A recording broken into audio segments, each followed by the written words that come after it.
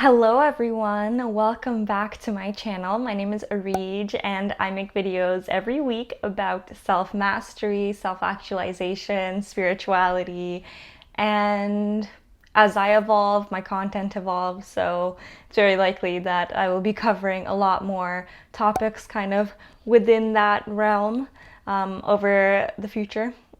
Over the future? Does that make sense? I don't know. Anyway, sorry, I feel a bit dazed today, but we are showing up to film a video anyway because recently I have been really making sure that I am not letting my emotions, my feelings, my moods, because they're always like in ups and downs just because of who I am.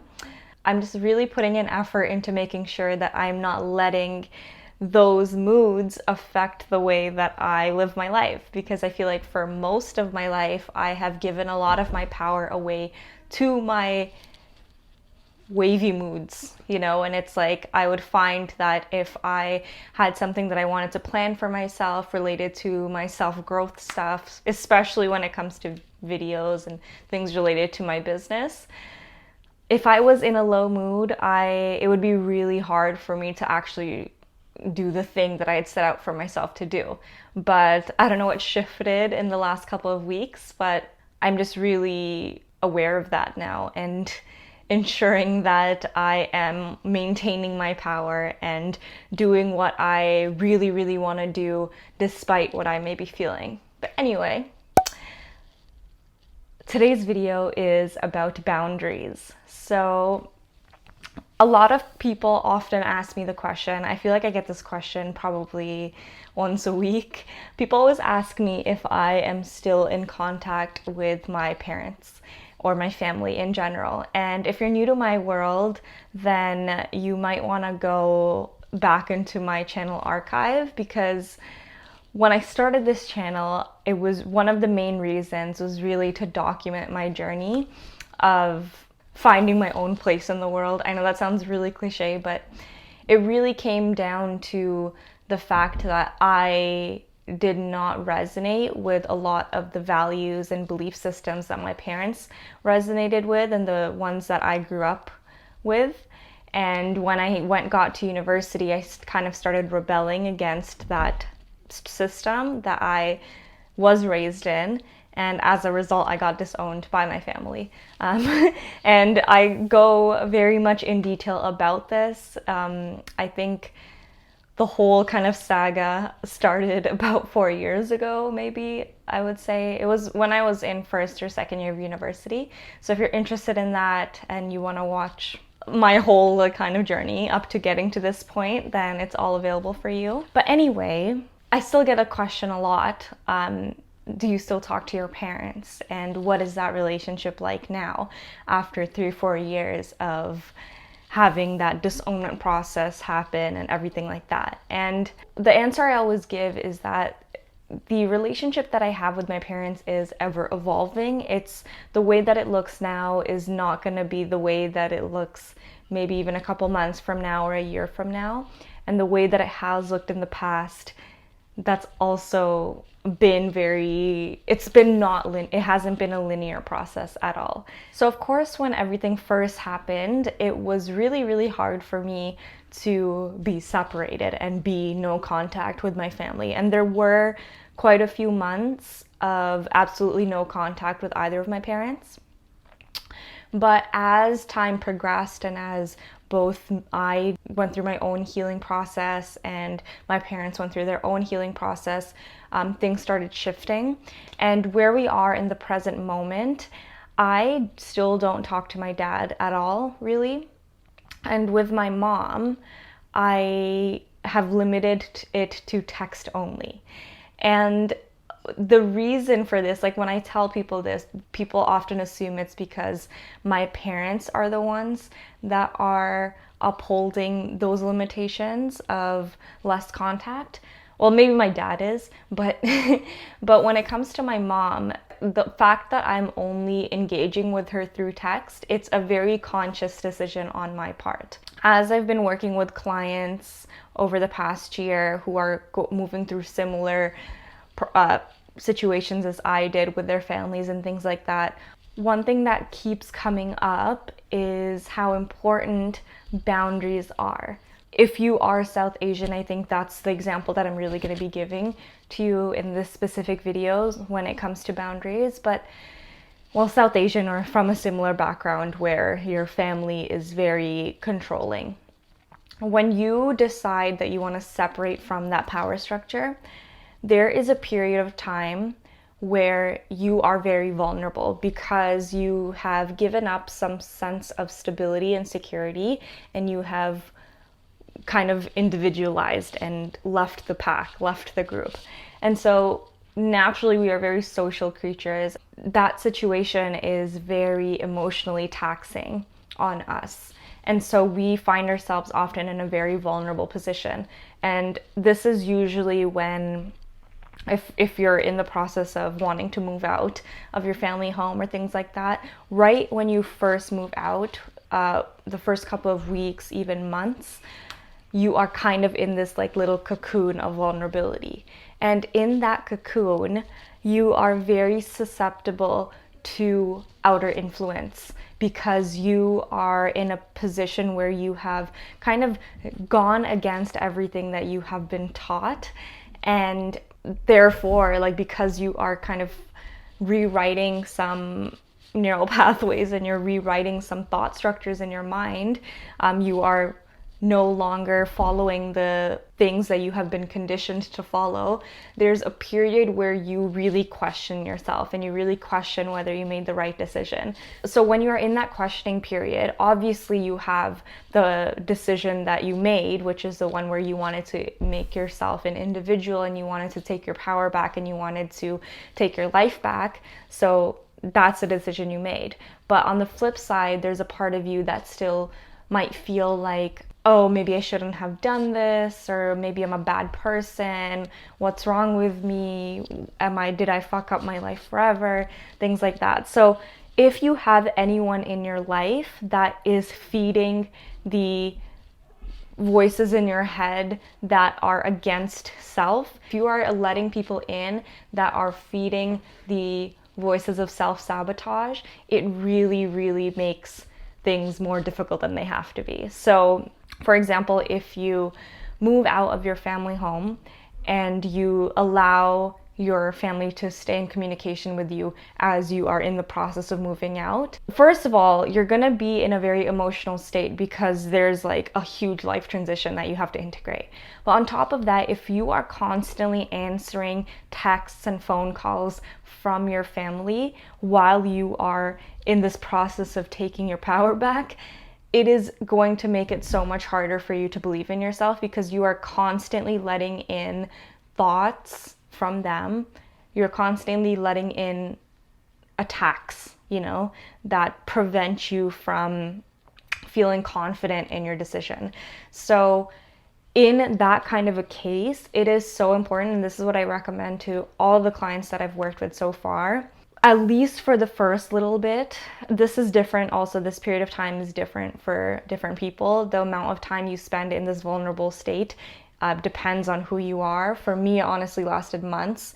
So what I recommend to my clients is to literally make sure that there's no communication with your family that might make you feel worse than you have to, So I personally, like the couple days after I left, I completely blocked everyone. Or actually, no, I think I just left my phone off for a week or something, just to prevent backlash, like to prevent myself from seeing anything that was going to make it harder for me. So as I started to feel more sure about the decision that I made, then I started kind of letting people in again, and I started lessening the boundaries a little. And over the next couple of years, like I really went through a process of playing around with these boundaries to see experimenting with them to see what felt good and what didn't. So there would be certain periods of time where it would feel best to be no contact at all. And so I would either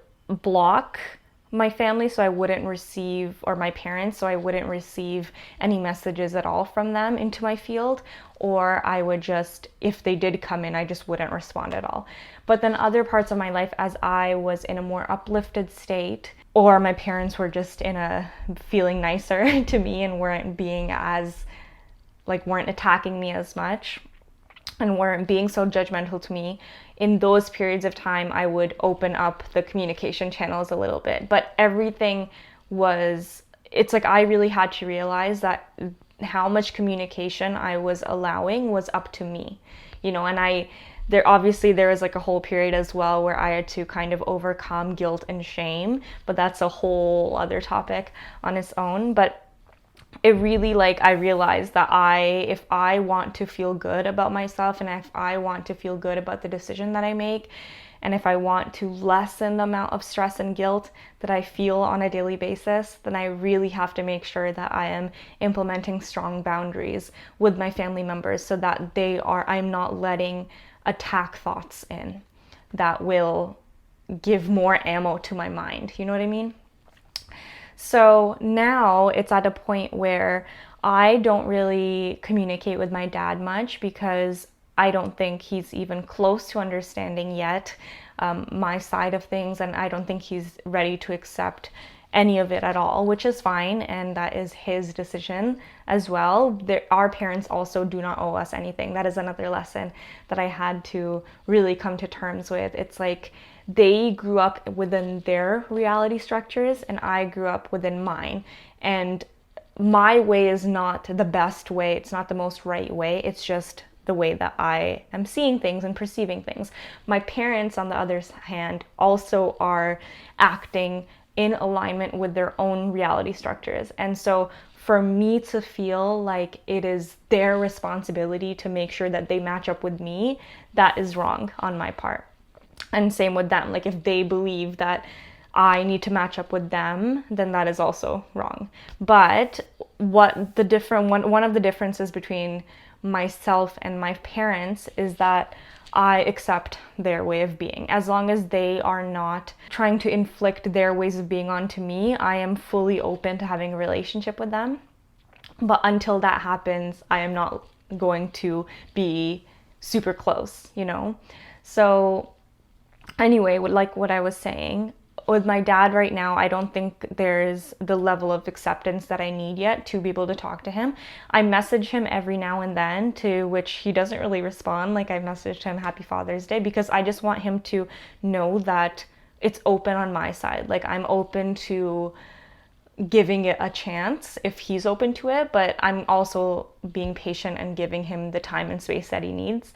With my mom, on the other hand, like I said, I have text communication open, so she can text me on WhatsApp and I respond to her when I have the time and space, and like mind space and energy and emotional energy to do it, because there's still a lot of unhealed trauma there, you know, between my mom and me. The relationship is not, like, it's not harmonized back yet. So I still feel very triggered, and it can, if I engage with my mom, especially on the phone, like, I can't call her anymore because whenever I do, it just brings up like huge waves of emotion for me, and I am just not ready to deal with those yet. I'm not ready to kind of transmute those triggers, and that's also okay, because I know that at some point I will be at a stable enough position where I can handle that. But for now, I am allowing myself to have the space to do what I need to do right now.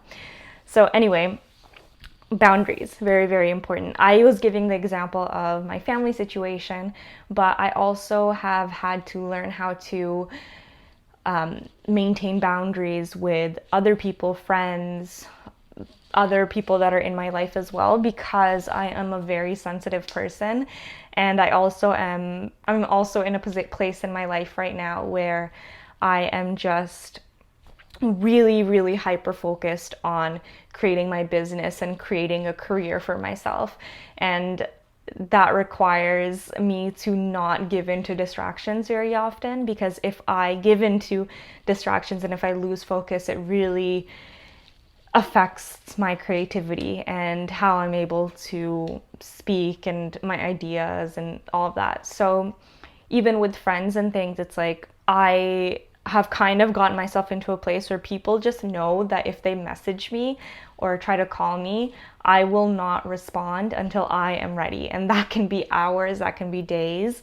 And of course, some friendships have fallen away because of that. But it's like it was just kind of meant to happen. Whereas other friendships that are more authentic, more stable, and strong friendships, those have remained because that other person respects my needs within the relationship. But yeah, it's all really about being mindful of energy transfer. Every time you interact with someone, even if it's within a text, you are exchanging energies with them. You are engaging with their specific vibe. So if they are maybe in a lower state, it is going to be really easy for their vibe. If you are sensitive like me, it could be really easy for their vibe to pull you down as well. So you just have to be mindful. Over time, the goal is obviously to strengthen yourself so much that you can maintain your moods and your state of being, your uplifted state of being, no matter what is happening in your external reality.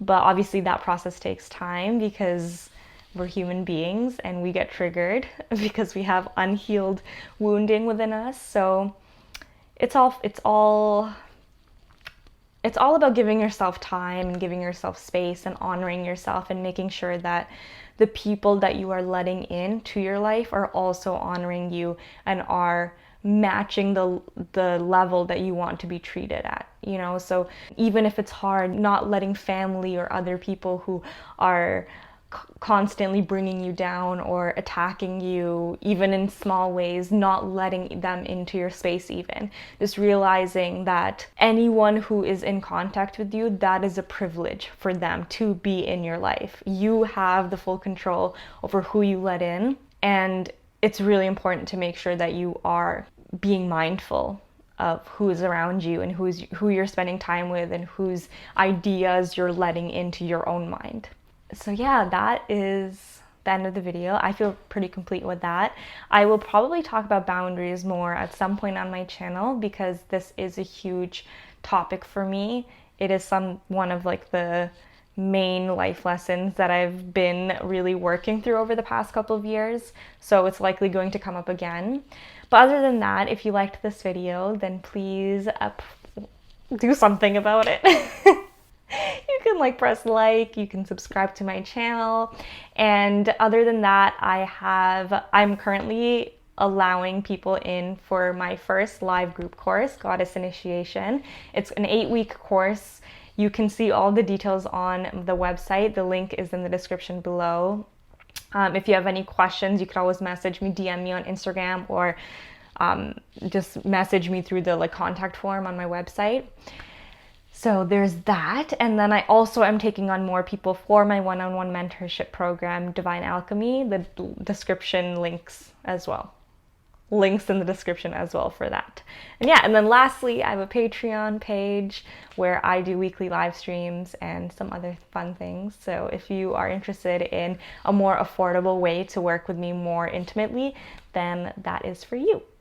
So yeah, thank you for being with me. Thank you for watching my channel. I hope you find it helpful. I love you so much.